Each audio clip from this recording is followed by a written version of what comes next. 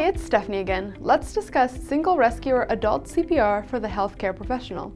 CPR is performed when a person is unresponsive, not breathing normally, and has no pulse. First, check scene safety and alert EMS. Then don personal protective equipment such as gloves and a mask with a one-way valve. Check for responsiveness by asking the person if they're all right and tapping them on the shoulder.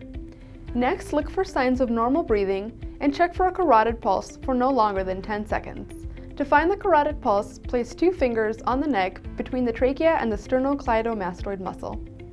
If there is no pulse, begin CPR. To perform CPR correctly, locate the end of the victim's sternum where the ribs come together on the chest.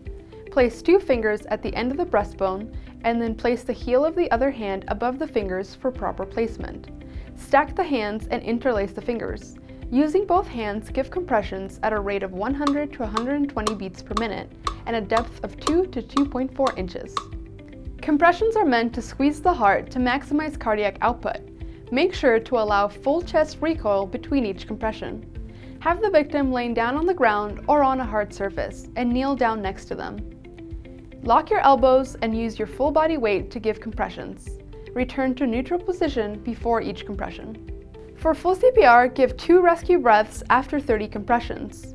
Using the rescue mask, tilt the head back and lift the chin. Seal over the patient's nose and mouth and give 2 rescue breaths looking for rise and fall of the chest.